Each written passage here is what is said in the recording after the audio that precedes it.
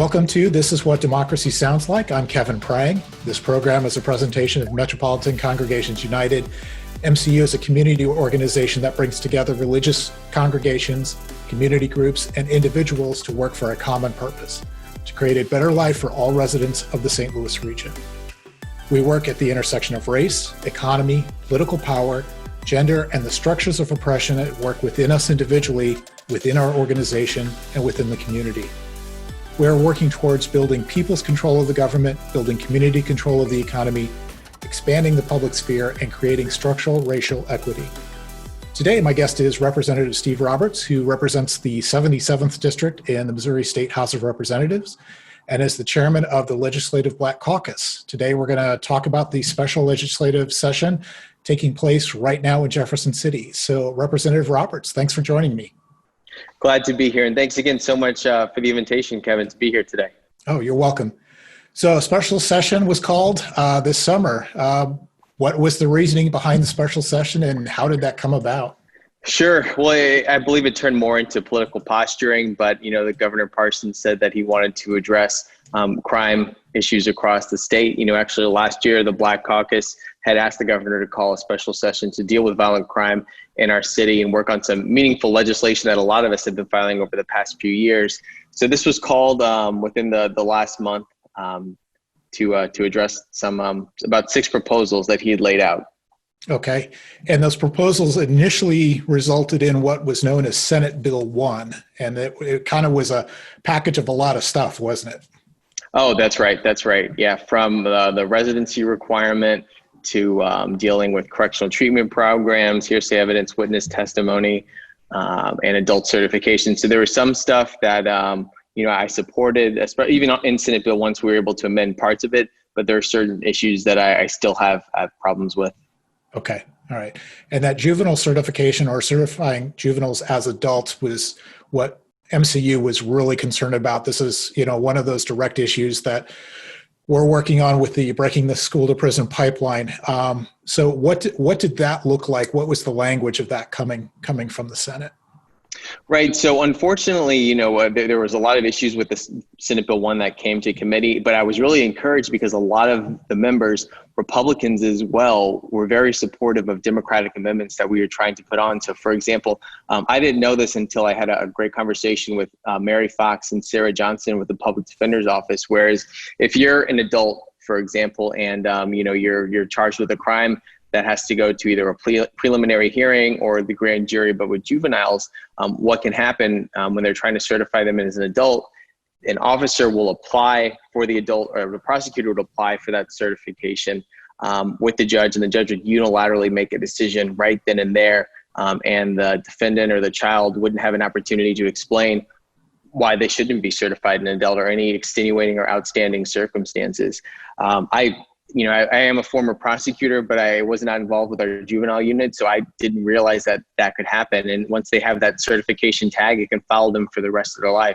So, a lot of Republicans really took issue with that piece of legislation, how, it would still enable, I believe, 14-year-olds to be charged as adults. So I had an amendment that would require, and 34 other states have done this, it would require a probable cause hearing before a child could be certified as an adult. I mean, I think that's something fair and reasonable. And honestly, I thought that that's how it was playing out already in the state. Typically if you're doing with an adult offender, for the case to move forward, you have to have basically a probable cause hearing, demonstrate that there's enough evidence that shows that the crime has been met. Just at least probable cause for it, but, juveniles aren't afforded that same privilege in the certification process. So, legislation like that and some of the bills that I think we would have been able to get on Senate Bill 1 would have made that better. Okay. So I'm going to back up a second, just reiterate a couple of things. So it sounds like you're saying that up until this point, due process wasn't required for certifying a juvenile as an adult. Is that correct?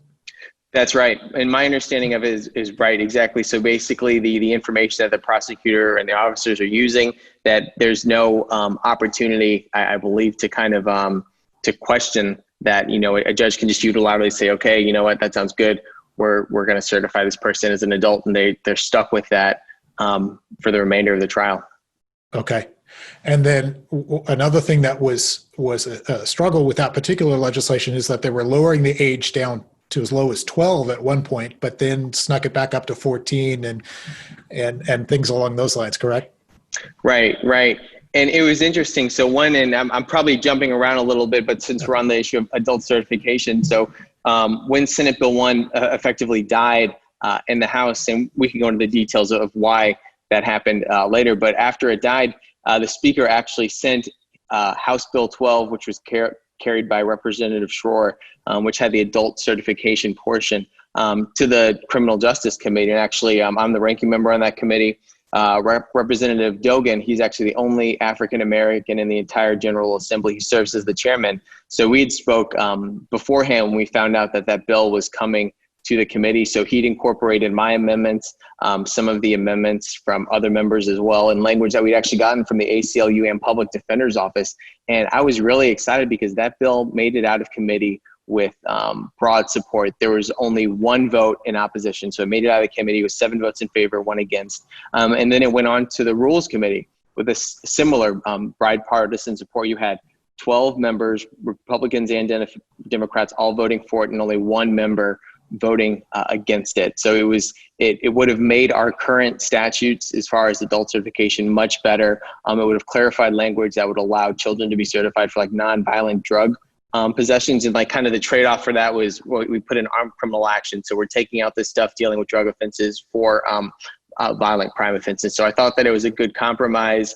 As I said, it had broad bipartisan support, but as you noticed, that was one of the bills that didn't make it up to the House floor this week, which was very disappointing. You know, it was a bill that we'd all worked on, and I felt, for me, that's how the legislative process was supposed to work. You know, I felt like my voice was heard.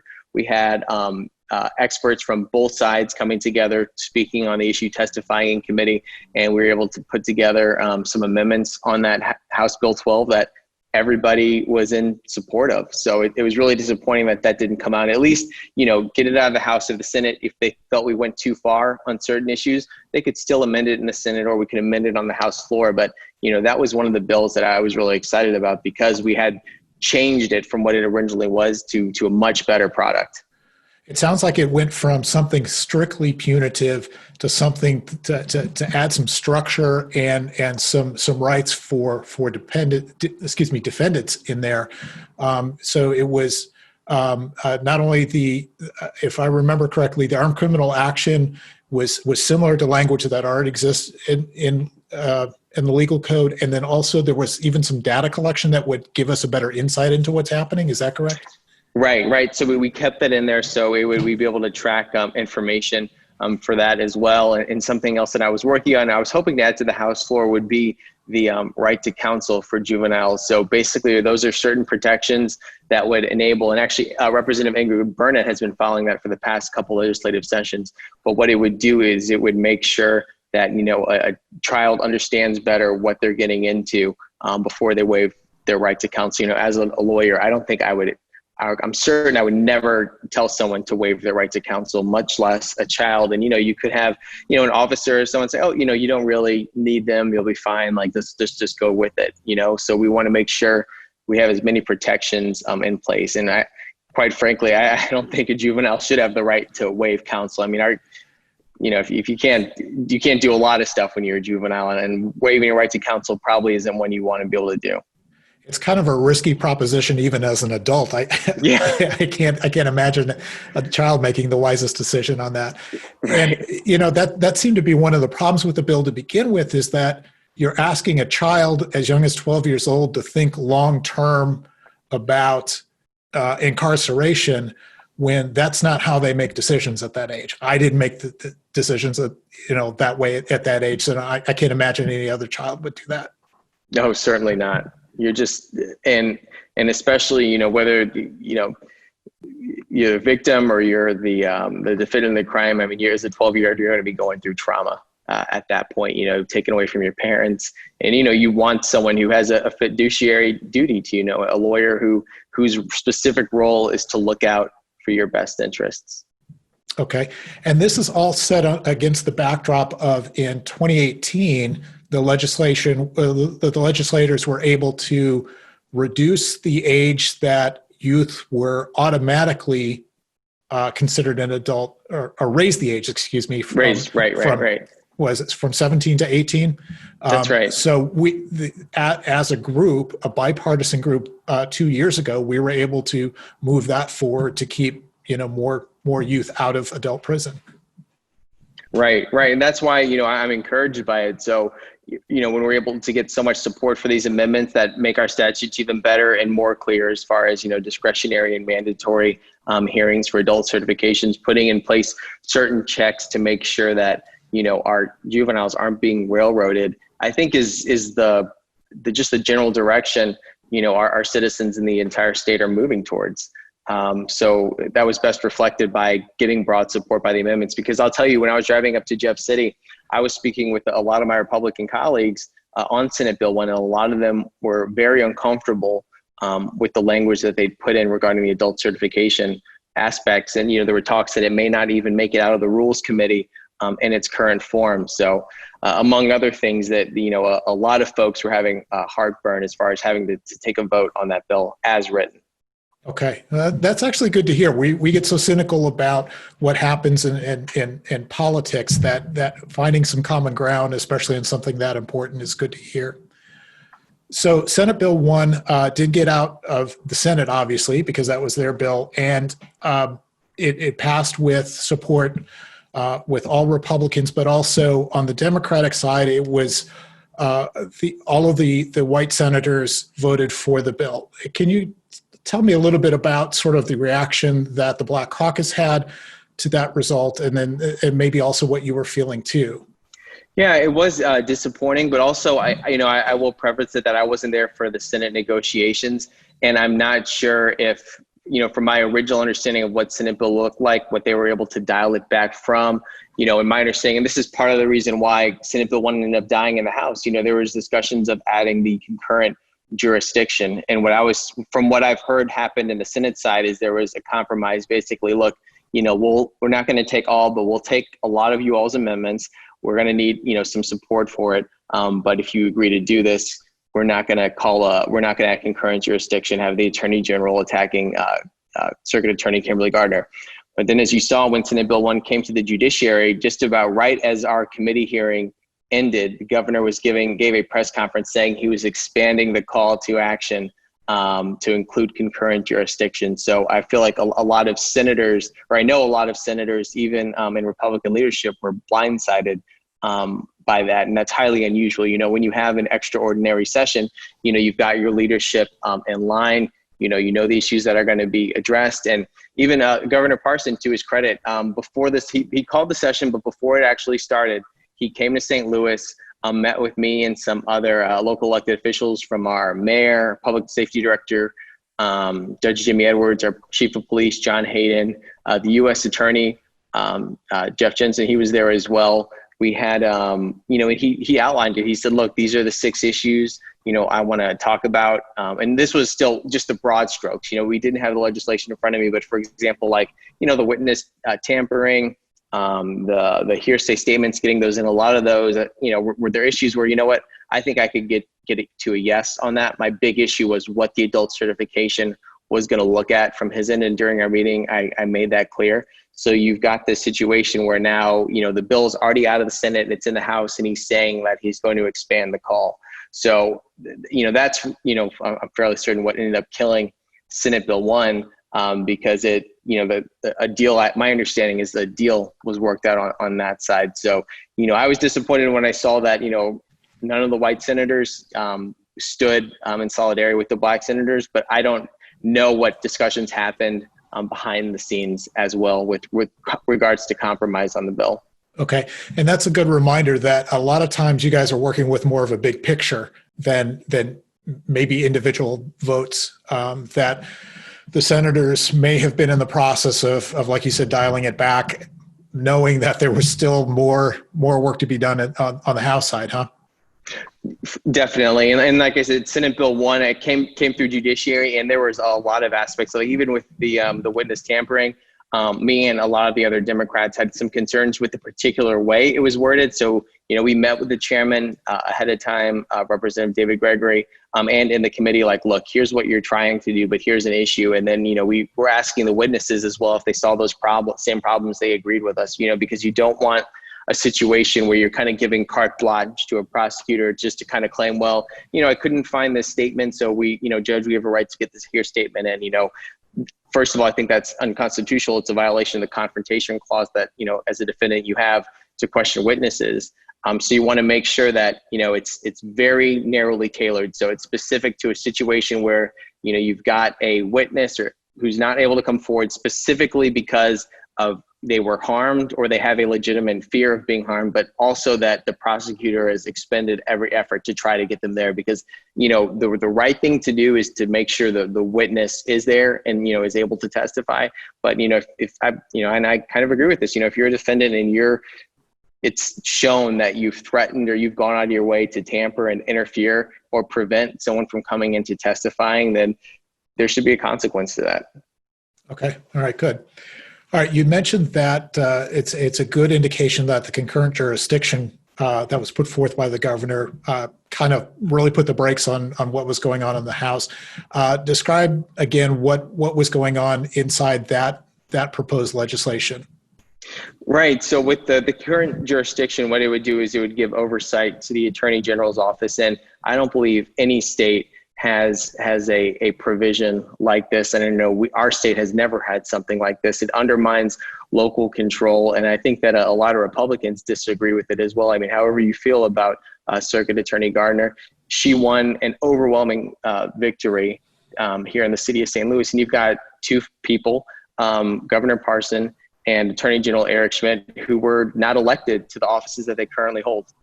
As you know, Governor Parson stepped in after Governor Greitens resigned, and Attorney General Schmidt was then appointed. So neither of them have yet to be elected to the offices they hold, and they're trying to tell a local elected official, who should have oversight of their office. So to me, that's completely absurd, and I think it makes it more difficult for them to try to add that on. So originally we had this omnibus public safety bill.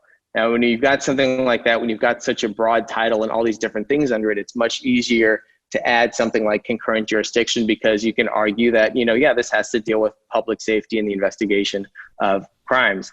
When you have 6 very specific, narrowly tailored pieces of legislation, it's much harder to make that argument without causing a Hammerschmidt violation. So that's a situation where the legislature has passed a bill with amendments that have nothing to do with the underlying bill or have nothing to do with the title. So by breaking it apart like this, witness tampering, trying to attach that on like, well, that really doesn't have to deal with the title of witness tampering or adult certification. Concurrent jurisdiction, that doesn't have anything to do with adult certification.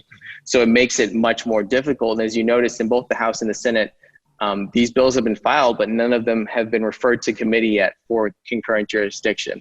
I was a little curious to see if they were going to attempt to attach it in the House when those bills came up on the floor, but they didn't even make an effort to do that. So I don't know if they're going to wait and try to do this again on veto session as a standalone bill, but it looks like, given that it wasn't added on any of the bills in the House, that at least these 6 bills that have just been over to the Senate, that they're not going to pursue it on those. Okay. All right. So what is the status of the Senate Bill 1 was kind of broken up, and you said into its component parts. What's the status of those component parts now? What's moving forward and what's kind of been left behind? Right. So as I said, adult certification was left behind. We did vote out some of the witness tampering stuff, the transfer of a firearm. Residency, I'd probably say the most controversial was the residency requirement, which I'm sure you're familiar with, which basically states that, if you don't have to live in the city to be employed by the police department or EMS or the fire department, anything like that. And a lot of folks, I think in my party, may agree that it's the right thing to do as far as removing the residency requirement. But the issue we've got here is the state legislature overriding local control. We saw something similar when the city of St. Louis and Kansas City decided to raise our minimum wages. Then the state legislature went in and they mandated a statewide minimum wage, which overrode the progress that we were making here. So for me, just on principle, I take issue anytime that the state legislature is trying to override what we're trying to do at the local level, especially when you've got this issue to be on the ballot in less than 3 months. I mean, I don't think any Republican would be supportive of supporting any measure that's going to be on a local ballot within the year in their areas. But, when it comes to the city of St. Louis, it's very hypocritical to me that they would support that. Are you finding that that's one of the areas of that you're really kind of getting some support across the aisle, especially with the concurrent jurisdiction? Sounds very, very similar in that people from other parts of the state are saying, well, we wouldn't want that to happen to our jurisdiction. Why would we do it to somebody else? Is that kind of an area of cooperation? It is. I'm not sure if it's big enough, to take the majority. But, when you've got the Prosecutors Association, the statewide association of prosecutors representing all prosecutors in the state of Missouri saying, this is a terrible idea. Don't do this. However you feel about Circuit Attorney Kimberly Garner, this is the wrong thing to do. It looks bad, especially, you've got the who should be really the chief prosecutor in the state, Attorney General Schmidt, basically saying you're making a mistake by doing that. And, I've expressed a lot of frustration with that office because they still have yet to take any action on the killing of Torrey Sanders in Mississippi County, Missouri, who was killed in a way very similar to George Floyd. Me and Rod Chappell, the president of the NAACP, have written him, have spoken with his office. We've written him. I wrote an op-ed about this. You saw the situation with the McCloskeys in St. Louis where, he's saying this is completely unacceptable. Enough is enough. I'm not going to stand by and enter it. And, went to the extraordinary step of entering in on a case involving a local prosecutor. Yet when you've got a man who was murdered in police custody, you're not doing anything. So it just kind of speaks to some of the tone deafness I feel like goes on in Jefferson City. We had some citizens from across the state making the trip to Jefferson City to voice their concerns about a lot of these issues. What kind of impact do these actions have on what happens inside the legislature? I think it makes a big difference, especially, when people are able to come up and tell a personal story during a committee hearing. When someone is able to talk about how a piece of legislation will impact them or devastate them in a negative way, or even a positive way, I think it makes it much more harder for folks to support, bad pieces of legislation. So I always encourage my constituents. I send out a weekly newsletter to let folks know kind of what's going on up in Jeff City and encourage them to come up and testify if they're able to. Okay. And how difficult has that been since COVID has been in place? Right. And it's really not fair to a lot of our citizens when you're kind of, passing legislation almost under the cloak of darkness, because you're telling folks, well, they've got to either risk their health or in some cases, if they have a vulnerable condition, their lives to come up and testify because it just may not be safe for them. So, I will say that, in the committee hearings, they've tried to space it out a little bit, but I really think that for the legislation we're working on, it should be specifically related to urgent matters like, dealing with the COVID-19 pandemic, criminal justice reform, things like that, things that really can't wait. Okay. All right. And for you as a legislator, when you're hearing from constituents who support your position, how much does that mean to you when obviously you're going to hear from people that disagree with you? Sometimes those are the squeaky wheel gets the grease, but when you're hearing from people as a group that support your efforts, what does that mean to you? Oh, it means everything. And, in my House district, I represent about 50,000 people, and I can't be everywhere at once. I go from the Central Quarter all the way North St. Louis to the riverfront. So that's why it's important to me to constantly speak with clergy, our neighborhood association meetings, ward meetings, because, that's where I can really get a pulse on, what are the most important issues going on. In an area where I live nearby in the Central West End, I was at a neighborhood association meeting, and one of my constituents was talking about how, it's really great, a lot of these new developments and buildings that are going up in the area, but it's causing my property taxes to rise and I'm being priced out of my home. And, these are senior citizens who are on a fixed income, have lived in neighborhoods that have been historically neglected their entire life. They've done everything right? And they're planning on staying in their homes until they pass. And it's just not fair for them. So, I've been working on legislation that other states have to lock in property tax rates for people who meet certain criteria.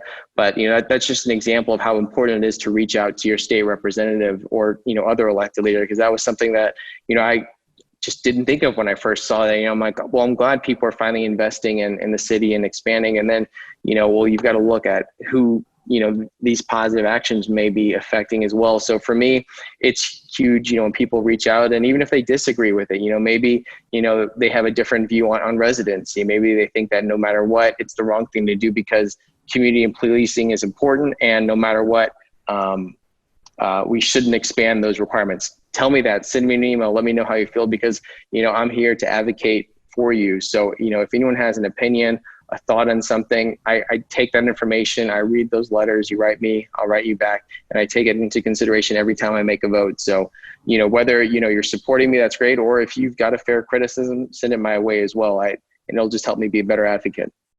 Okay. This is kind of going to lead into where you're heading next. Obviously, you're running for the state Senate coming up in November, but what kind of issues are you looking for to maybe see in future legislative sessions, and maybe even specifically around justice and crime and things along those lines? So what do you kind of see on the horizon that you would like to see get done in Jeff City?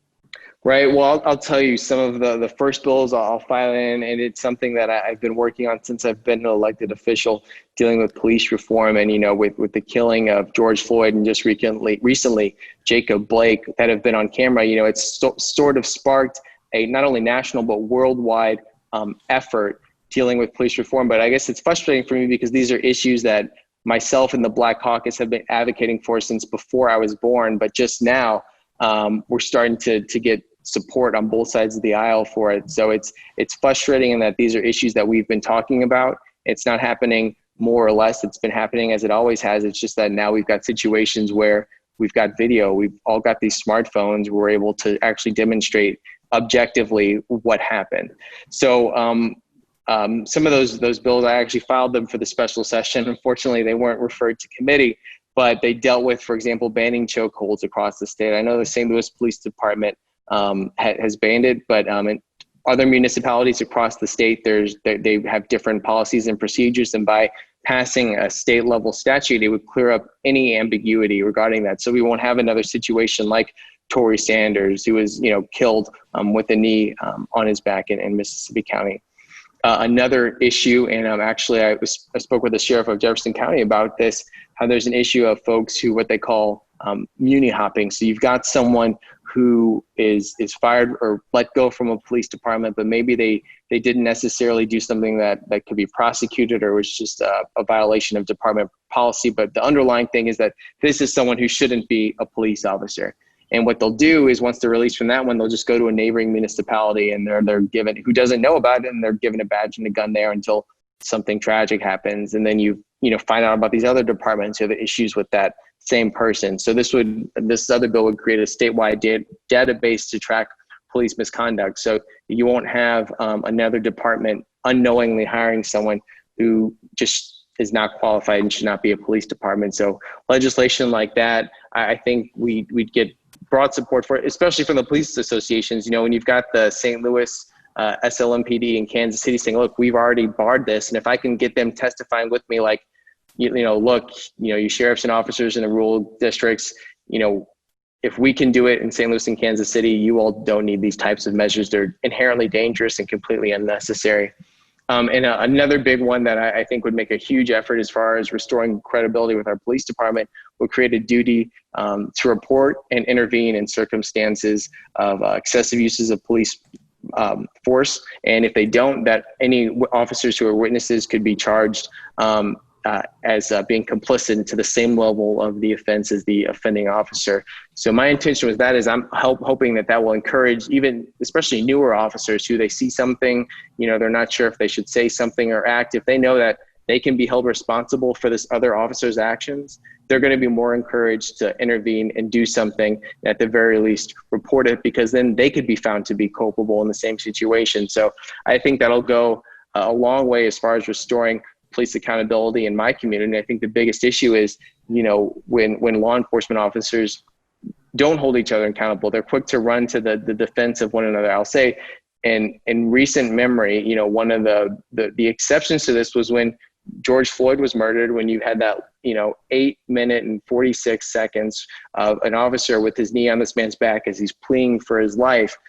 That was the first time I can really think of where officers universally across the board have said, this was wrong, he was murdered, that officer needs to be charged with murder. I mean, that was the police officers associations, that was our local law enforcement officers. Everyone across the board agreed with that. I mean, if there was more accountability, and if I think officers at the very least would refrain or consider the outside factors as far as holding each other accountable, it'll give their departments more credibility. So I think that, if we've got situations where there's an excessive use of force, you've got an officer who's disclosing it and intervening and saying, look, this is wrong, you've got to stop, you're going to restore a lot more faith in the community with our law enforcement agencies.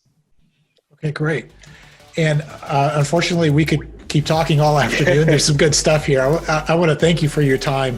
And we're going to have to wrap this up at this point. And again, my guest today is Representative Steve Roberts, who represents the 77th District at the Missouri State House of Representatives and is the chairman of the Legislative Black Caucus. To learn more about MCU, go to the Metropolitan Congregations United website at mcustlouis.org. Also, be sure to follow us on Facebook, Twitter, and Instagram for news and events and to learn how to join with our efforts. I'm Kevin Prang, and you've been listening to This Is What Democracy Sounds Like. Tune in again next time. Thank you for listening.